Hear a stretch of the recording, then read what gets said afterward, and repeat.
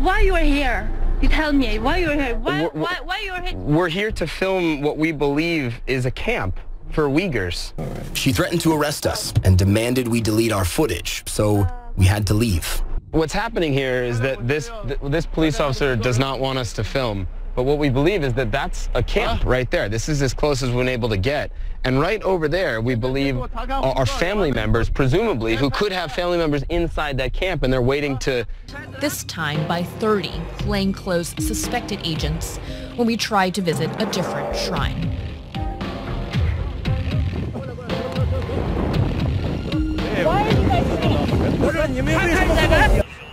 But any attempt to get out and film is quickly interrupted.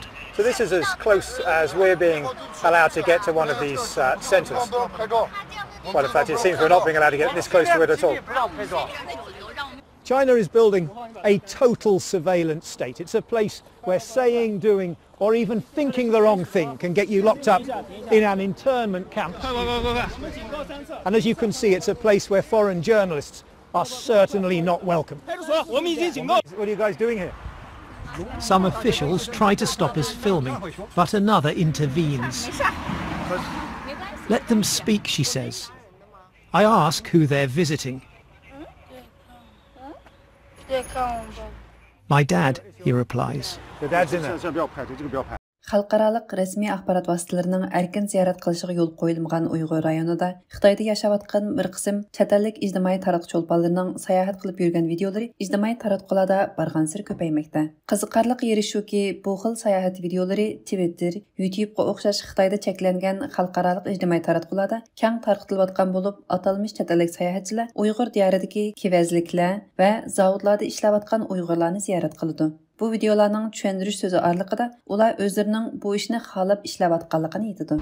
More than 1 million people are being sent to detention camps around the whole of Xinjiang, right? Is there one single piece of evidence that there's 1 million people in all of these camps? I think people sometimes underestimate what normality is. It's totally normal here. People are nice, doing their job, living their life.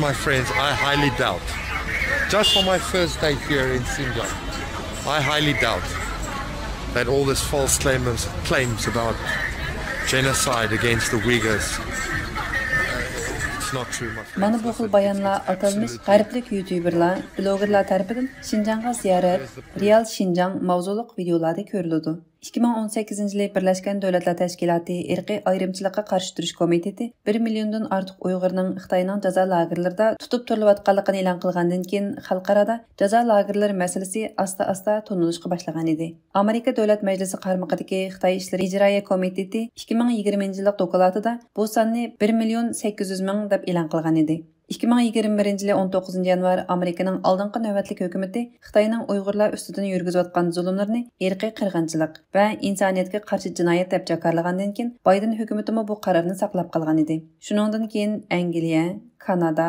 Gollandiya, Litva, Belgiya, Chexiya, Fransiya qatorliq davlatlarmi Uyg'ur irqiy qirg'inchilikni e'tirof qildi. Beijingning xalqarada kunsiri nacharlashayotgan obrazini yaxshilash uchun xalqarалық ijtimoiy taratqularda aktiv tashviqot elib berayotganligi ma'lum. Yaqinda Xitoy hukumatining o'zidagi ig'ir kishilik huquq masalalarini pash qilgan xalqarалық taratqularning xabarlariga qarshi ta'tir tashviqot harakatini qanot yedirish uchun bir qism chet ellik blogerlarni yollab maydonga chiqarganligi oshkor bo'lmoqda. But the quote in the Times was that I supported these sort of re-education camps. I was actually pointing out that I thought it was a more humane way of dealing with it than actually just killing people. Xitoyning hukumat hujjatlari va vakolatchi shirkatlarining to'rbatlaridagi uchurlarga qaraganda, davlat boshqurishidagi axborot vositalari va yerlik hukumatlar Xitoyni tashviq qiladigan sayohatlarni o'zlari tashkillaganligi va mablag' bilan ta'minlaganligi ma'lum bo'lmoqda. Darvaqa, Xinjiang Uyg'ur Avtonom rayonlik hukumat o'tgan yil kuzdan boshlab Xitoydagi chet ellik o'quvchilarni Xinjiang siyosatini kuylashga safarbarlik qilish faoliyati uyushtirgan. Xinjiang gazetida e'lon qilingan Xinjiangdagi har qaysi millat kishilari baxtlik va xushal-xuram yashamoqda temisidagi xabarda bu safarbarlikning Xitoy markaziy hukumatining bir tutash plani ostida davom qilayotganligi ko'rsatilgan. Mazkur xabarda Xitoy Kompartiyasining bosh sekretari Xi Jinping o'tgan yili iyulda Beijing universitetidagi chet ellik o'quvchilarga javob xat yozib, ularni haqiqiy Cungoni teximi chonqur tushunishga, ularning ideyasi va kechirmishlarini teximi ko'p kishilarga tonishtirishga ilhomlantirdiganligini va dunyoning har qaysi joylaridagi xalqlarga Xitoyni tashviq qilishda aktiv rol o'ynashga chaqirdiganligini alohida o'tirg'a qo'ygan. Mazkur xabarga asoslanganda Xinjiang Uyg'ur avtonom rayonlik hukumat Xi Jinpingning bu chaqiriqiga mos holda Bengal, Afg'oniston, Burundi, Uganda, Rossiya, Pakistan, Koreya, Mongoliya, Sri Lanka, Amerika va Angliya qatorliq 16 davlatdan kelgan o'quvchilarni Uyg'ur elini ziyorat qildirgan. Xabarda chet ellik o'quvchilar Qashqa va Xotan qatorliq joylarni ziyorat qilib, Xinjiangning iqtisodiy taraqqiyotini, jamiyatning muqimligini, kishilar turmushining yaxshilanganligini, madaniyatning gullanganligini, millatlar ittifoqligi va diniy inoqlikni o'z ko'zi bilan ko'rdi deyilgan. Xinjiang Uyg'ur avtonom rayonlik hukumat bu chet ellik o'quvchilarni Uyg'ur rayonidagi kiyim-kechak zavodlari va ularning ichidagi cho'ng tipdagi sexlarga boshlab borgan. Ular Uyg'ur yezi ayollarining bu zavodlarda kiyim tikayotganligini o'z ko'zi bilan ko'rganligini aytgan. Mazkur xabarda bu tashkillik ziyoratga qatnashgan Armeniyadan kelgan bir o'quvchining Xinjiangdagi dehqonlar shu joydan xizmat topa oladi va kunda 8 soat xizmat qila oladi. Ular uyida yashanganlar va bolalarning aholidan xabar elib qolmay, yana tegishlik maosh ola oladi. Ularning xizmat muhiti yaxshi. Ular haqiqatan xo'shal deganligi tilga ilingan. 2019-yildan boshlab Uyg'ur elida davomlashayotgan majburiy emgakni oshkorlagan dokladlar e'lon qilingandan keyin xalqaro matbuotlarda bu haqda ko'plab xabarlar berilgan. Xalqaro kishilik huquq organlari, majburiy emgakka qarshi turish tashkilotlari, Yevropa va Shimoliy Amerika davlatlaridagi faoliyatchilar Uyg'ur majburiy emgakini cheklash chaqiriqini boshlab, keng ko'lamli faoliyatlarni qo'zg'agan. 2021-yil 12-oyning 23-kuni Amerika prezidenti Joe Biden Uyg'ur rayonidan mahsulot import qilishni cheklaydigan va shundaqla rayondagi majburiy emgakda mas'uliyati bor chet ellik amaldorlarni jazolaydigan qonunni imzolagan edi. 2018-yil kirgandan boshlab xalqaro muxbirlarning Uyg'ur eliga erkin kirib xabar ishlashi to'sqinlikka uchragan va shuning bilan bir vaqtda Uyg'ur elida uzun mazgil yashagan nurg'un chet elliklarmi saqchilar tomonidan rayondan qo'g'lab chiqarilgan. 10 necha yil Uyg'ur eli va Xitoyning ichki o'lkalarida yashagan va oxirida Xitoy hukumati tomonidan qo'g'lab chiqarilgan bir qancha amerikalik va janubiy afrikalik youtuberlar bu munosabat bilan maxsus ziyoratimizni qabul qildi. Ular bu turdagi tashviqot videolari nihoyat oddiy va normal bir sayohat videosida ko'rinsimi, ammo kameraning yana bir tarafida hamisha hukumat tashkillovchilari, davlat kontrolligidagi axborot vositalari ham boshqa rasmiy kuchaytiruvchilarning cho'ng apparatlari borligini, ularning Xitoy hukumatining Beijingni qo'llaydigan uchurlarni yer shariga kengaytirish urinishining bir qismi ekanligi haqidagi bir qism uchurlarni oshkorladi. Soqchimsiz. Alayda. What's your name? Josh. Josh. Yeah, Josh. Josh. Josh. You? You're sheep. Only sheep. To'rdoshlarga tanishib bo'lgan Xitoyning Iroq g'arbiy Far West China blogi va YouTube kanalining qurg'uvchisi amerikalik Josh Summers 2006-yil Urumchiga borgan bo'lib, u toki 2018-yilgacha Urumchi, Qaramay qatorliq shaharlarda turgan.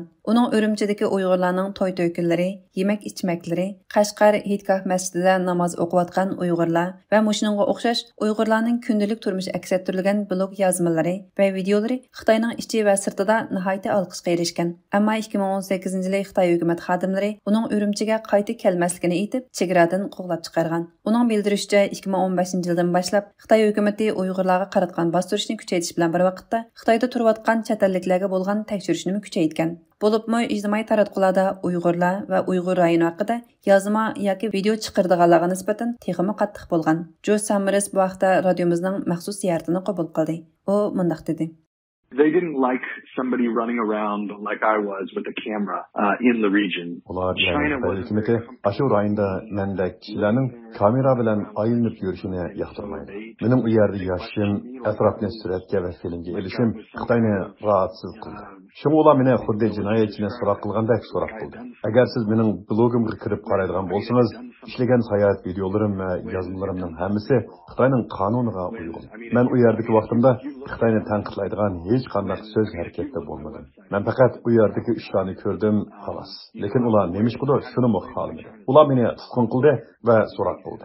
Ular meni bir jinoyat bilan ayblashga uringan bo'lsa-mu, oxirida hech nim topolmay meni qo'yib etdi. Lekin men va oilamning Xitoyga qaytib kelmasligimizdan qutuldim. But eventually just let me go and told me that me and my family and told us we could not return to China. Josh'ның aytishicha, ayni vaqtda Uyg'urlar jamiyati tinch, gullangan bir vaziyatda bo'lsa-mu, Xitoy hukumatı ularga qaratgan nazoratni asta-asta kuchaytirishga boshlagan. U bu vaqtda mundaq dedi. I've been to Kashgar many times. I've been, obviously lived in Xinjiang for a number of years. And nurgun ketim baram. Xinjiangda uzun yıl yaşadım. 2006-yılı tunji ketim Xinjiangga barganda his qilgan va ko'rganlarimda 2018-yılı qo'g'lab chiqarilishi bo'lgan barliqda nayt cho'ng o'zgarishlar bo'ldi. Xinjiangda 10 yildan ortiq turibdiman. Bu yerni oilamning bir parchasi deb his qilaman.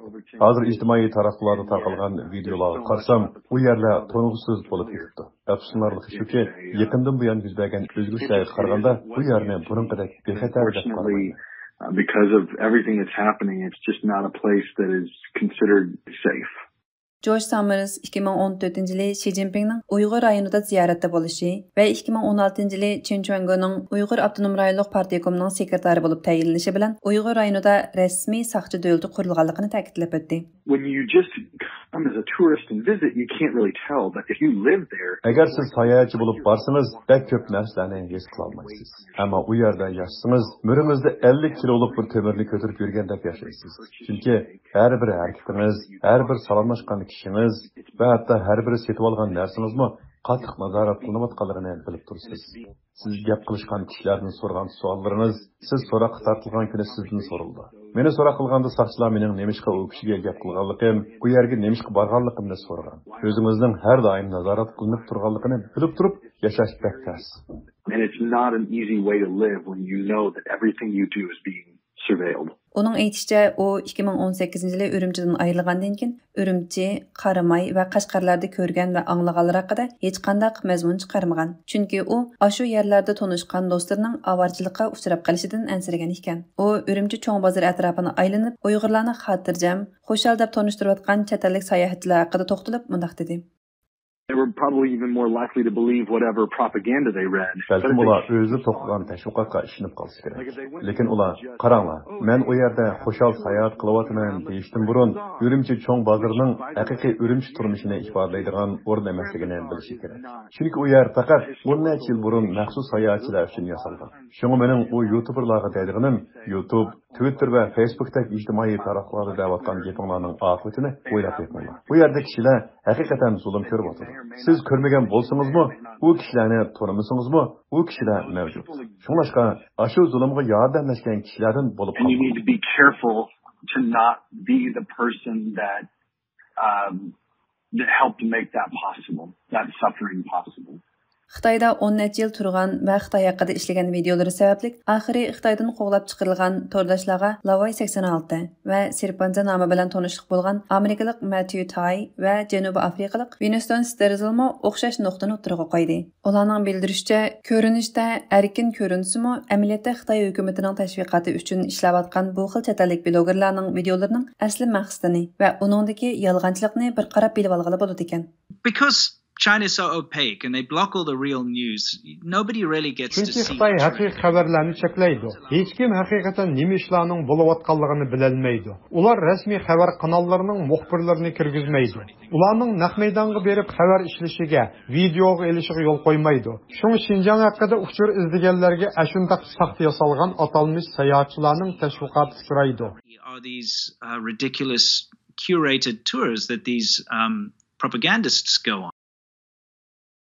Tai Matthew YouTube'ga o'xshash ijtimoiy taratquv vositalarining Xitoyda cheklanganligini ko'zda tutganda, Xitoy hukumatining bu xildagi videolarning tarqalishini ko'paytirish orqali ikki xil nuqtani ko'zda tutayotganligini ko'rib olg'ili bo'lganligini bildirib mundaq dedi. To be honest, it's a two-pronged approach because I think menimcha buningga ikki nuqtadan qarash mumkin. Birsi boya degandek o'zining fuqarolari, ya'ni qaramav Amerikalikqa, Kanadalikqa, Janubiy Afrikalikqa. Ular g'arb axborot vositalarining e'tiqodlarining aksini da'vatida, ya'ni Xinjiangda hech qanday masala yo'q da'vatida. Yana birsi YouTube ko'rmanlarga qartilgan. Maxsus Xinjiangda yuz berayotgan irqiy qirg'inchilikni inkor qiladi. Shu chet ellik tashviqotchilar orqali qaranglar, sizlar bu yerga kelib boqmagan. Men mush yerda deydi. O'xshash bir ko'chani qayta ko'rsatib turib, men bu yerda hech bir lager ko'rmadim deydi. Xuddi biz ko'rgan Jerry'ning videosiga o'xshash.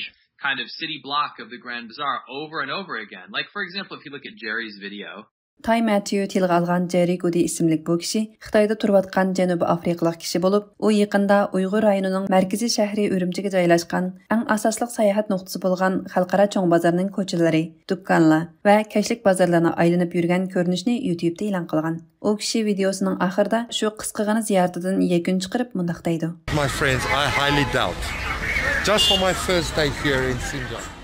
Men Şinjan'da bo'lgan tunji kunimda shuni jazmlashtirdimki, Uyg'urlarga irqiy qirg'inchilik yurgizilyotdi, deyilayotgan barliq gaplarning va davranglarning hech qaysisi rost emas. Not true. Here's the proof. Tay va Sterzilla o'zlarining Xitoyda yashagan 10 necha yillik hayoti, bo'libmi Xitoyni aylanib film ishlab tarqitish tajribasi bo'yicha bu Jerry Goody degan kishining videolarini analiz qilib ko'rib, nurg'un gumonliq nuqtalarni bayqagan. Sterzill bu nuqtalarni ko'rsatib, mundaq dedi.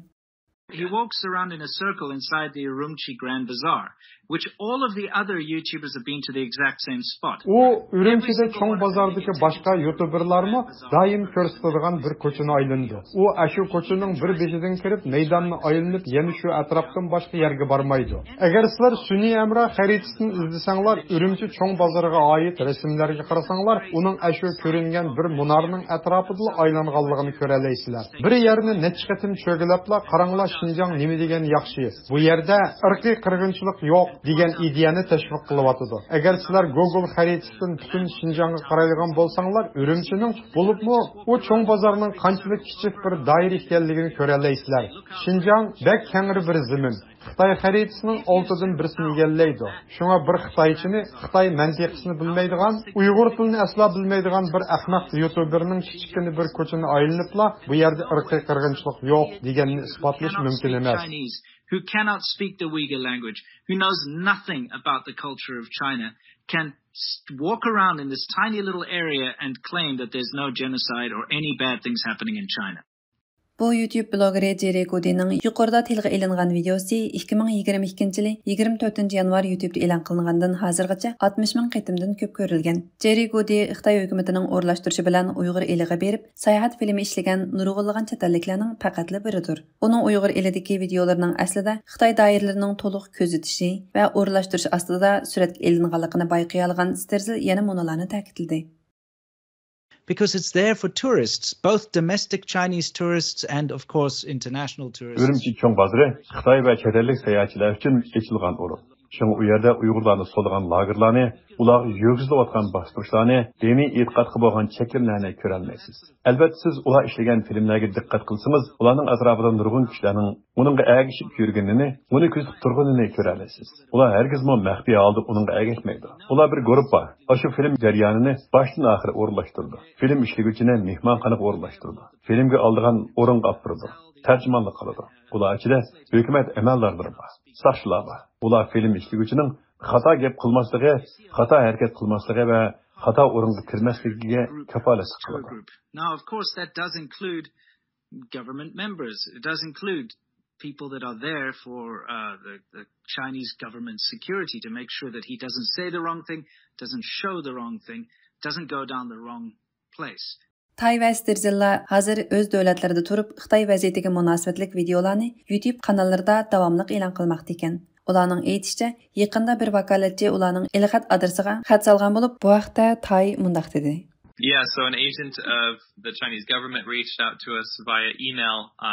They used one of our old email addresses and bir vakolatchi bizning burunqi ilxat adresimizga xat yozibdi. Ular bizning koronavirusning Xitoydan burun Amerikada tarqalganligi haqida tashviqot videosi ishlab, o'zimizning YouTube kanalimizda tarqatsak $2000 berdiganligini yozibdi. Biz ular haqida texnik ko'p isbot to'plash uchun qizg'in muomala qildik. Lekin keyin ular bizning maqsadimizni bilib qilib, tuyuqsiz yo'qotib ketdi.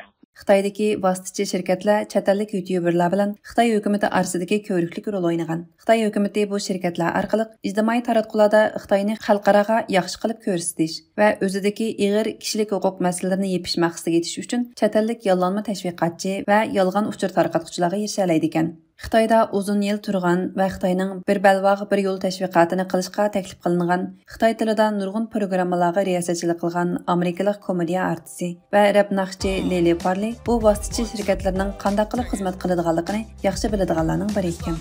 U bu vaqtda beshidan o'tganlarni so'zlab mundaq dedi. indirectly through a management company that's allowed to operate in China by the Chinese government is somehow allowed to go to Xinjiang. Vakalatçı şirketlerinin tanıştırışı bilen bazı chet ellikler Şinjanның Xitoy hukumat o'rlashtirgan yerlarga bora oladi. Asosan Xitoyda bir oz ta'sir qo'zg'agan chet elliklarning hammasi bilan Xitoy hukumatining tashviqot xodimlari har xil shakllar bilan aloqalashadi. Chet elliklarga o'zlarini vakolat shirkatlari deb tanishtirganlar asosan Xitoy hukumatidan xalqaro Şinjan haqida chiqqan xabarlarga qarshi tashviqot elib berish to'g'riliq buyruq olgan bo'ladi. Ular agar chet elliklar o'zlarining o'rlashtirishi bo'yicha harakat qilsa Şinjan'a sayahatga o'rlashtiradiganligini aytadi. Buni anglagan ko'pincha chet elliklar nima ishga bo'lmaganidek deb qabul qiladi. Bu o'ttirdagi vakolat shirkatlari butunlay sayohat chiqimlarini ko'taradi. Hayotida hech bir siyosiy mazmun bilan aloqasi yo'q kishilarmi ularning taklifini qabul qiladi. Farley 2019 yılı Xitoydagi vaqtida o'zigimi shu xil takliflarning kelib baqqanligini, Xitoy tashviqot organi uni bir balvoq bir yo'l programmasining tashviqotchisi bo'lishga taklif qilganligini aytib, mundaq dedi. Definitely. I mean, I was approached by Yidai Lu, the One Belt One Road project. Albatta, ular 2019 yılı meni bir yo'l bir balvoq programmasining tashviqotchisi bo'lishga taklif qilgan. Men o chaqlarda Xi Jinping bo'lsa Xitoyda turmaslikqa qaror chiqarib qo'ygan va uzoq o'tmay koronavirusi tarqaldi. Shunda qilib men bu taklifni qabul qilmadim. Ular meni tashviqot videosi ishlashga taklif qilib qolmasdan, hatto bir yo'l bir balvoq haqidagi bir yurish programmalarga riyosatchilik qilib berishga taklif qilgan. Lekin men bu taklifga qiziqmadim. Bu to'g'ri bilan xatoni ayiradigan axloq obidisi bo'lganligi uchun emas, balki qilg'im kelmadi. İctimai taratqularda tarqalib yurgan Xitoyning tashviqotlari bir qism to'rdashlarning kallasini qaymoqtirayotgan bo'lsa-mu, ammo rasmiy davlat organlari Uyg'urlar haqida qaror chiqarishda yanada muhojiratdagi Uyg'urlarning o'zi va oilasi uchrayotgan zulm haqida bergan guvohliklarga tayanmoqda. Şahit biz to'rining qurg'uvchisi, Amerikalik tadqiqotchi Jin Bonin 2008 yildan boshlab Uyg'ur rayoniga berishga boshlagan. U 2014 yildan 2018 yilgacha Urumchi va Qashqarlarda rasmiy yashagan. 2018 yili u boshqa chet elliklarga o'xshash rayondan haydalgan. Bonin radiomizning ziyoratini qabul qilganda Uyg'ur tilida javob berib, Uyg'ur rayonida Uyg'urlarning hech qanday bir shaklda normal bir hayotining yo'qligini, 2018 yili va 2019 yili 10 yildan yuqori qamoq jazosiga hukm qilingan kishilar sonining izchil eshib manganligini mushu sonlar asosida taxmin qilganda eng oz degandimi 300 ming kishining hozir turmalarga yo'llanib bo'lganligini, bu xildagi qamoqqa hukm qilinganlarning mutlaq ko'p qismining erlar ekanligini, buning g'oyat zo'r bir qismi namoratlikni tugutish nomida majburiy emgakka yo'llanganligini bildirdi. Buning yana ijtimoiy taratqularda tarqalayotgan Xitoyning atalmish Xushal Uyg'urlar tashviqoti haqida mundaq dedi. Benim ayet Tuhan benim degen ağrınalarım, tanışlarım köpüncesi tutulup ketken, akira hayat Tuhan. Özüm bilmem ayetki hakkında Tuhan. Biz azıcık 26 binden artık adamın göçürünü toplayıp bulduk. Şundan bence şu anda eşengisi kelmeydiğen adamı şu arxivlerini körüp kalsa birlep şu hemen adamın ahvalını öğrenip körüp şu Xitayning özünün hücretlerini umumla tercümesi mi var bezlerini. Onu körüp baksa mı buludu. Eğer kalsın normal işlerse, işlerden kalsın olsa onun bu işlerini oylap özlediğin şengili buludu. Eğer şengisi olsa şengili. Çıkımına uçurlar kıp, hücretleme okup, hazır degen lagirlen, türmelerinden orunlarını kıp, malumat kıp uçur hazır. Bu degen kırgılı buludu. Şengisi bulmasa, yok olsa onda olsa amal yok. Lekin onda kademleme var şu dünyada. Bu rastçılık sal kabul kılmak bir kadar kıyın. Yaqında Xitoy hukumatı BDT kishilik huquq oliy kengashining komissari Michelle Bacheletning Xitoyda ziyoratda bo'lish talabiga qo'shilgan. Birlashgan Davlatlar Tashkilotining kishilik huquq kengashidagi bir yuqori darajalik amaldor Michelle Bacheletning Xitoyda ilib borgan ziyorati davomida Uyg'ur rayonida ziyoratda bo'ladiganligini bildirgan. Egallanishicha, Michelle Bacheletning bu qitimli Xitoy ziyorati bu yil may oyiga o'rlashtirilgan ekan. Xitoy hukumatı chet ellik sayohatchilarni sayohat qildirishda qo'llangan taktikalar orqali o'zining Uyg'ur elida yurgizayotgan irqiy qirg'inchiligi va majburiy emgak qilmishini yoshirib ketalamdi. Ular yana BDT kishilik huquq oliy komissarining ko'zini bo'yab ketalamdi. Komissar Bachelet Xitoyning oldin o'rlashtirgan manzara va maydonlarga qadam tashrif qilish, cho'ng shaharlardagi sayohat nuqtalarini ekskursiya qilish orqali Xitoy hukumatining azaldan qilib kelgan nayrangvozliklarini amaldorlarının iç yüzünü köre alamdı. Xalqara Kechirim Tashkiloti komissar Bashletning Uyg'ur eli ziyarati haqida maxsus bayonot e'lon qilib, Ali komissarning Xitoyda ilib bormoqchi bo'lgan har qanday ziyaratining mustaqil va to'solg'isiz bo'lishining texmi muhim ekanligini ta'kidlagan. Xalqara Kechirim Tashkiloti bu vaqtda e'lon qilgan bayonotida mundaq deb yozgan: İlgiri diplomatlar va muxbirlar Şinjanni ziyorat qilganda Xitoy hukumati tomonidan astoydillik bilan saxta sahnalar o'rnashtirilgan edi. Xitoy hukumat amaldorlari uzundan buyon Şinjandagi kishilik huquq ahvoli to'g'risida qasddan xato uchurlarni tarqatib kelyotdi. Davlat kontrolining to'sqinligiga uchragan bu qitimqi amaliyotni tekshirish xizmati Xitoyning kishilik huquq dafsandichiligini oqartish roli o'ynashi mumkin. Birlashgan Davlatlar Tashkilotining bu qitimli Xitoy ziyorati hatto Xitoy hukumatining tashviqotini ilgari surishi mumkin. Kishilik huquqni kuzatish tashkiloti Xitoy bo'limining direktori Sophie Richardson bu vaqtda so'ragan savolimizga kesibla mundaq dedi. Non-existent. Zero. There's no reason to believe. Mumkin emas. Buning ehtimoli nol. İnsaniyatga qarshi o'tkazayotgan jinoyatini izchil inkor qilayotgan va yoshirishga tirishayotgan Xitoy hukumatining ko'rishni xohlagan narsadan boshqa har qanday bir narsani cheklimsiz ko'rishiga yo'l qo'ydiganligiga qat'iy ishonmayman.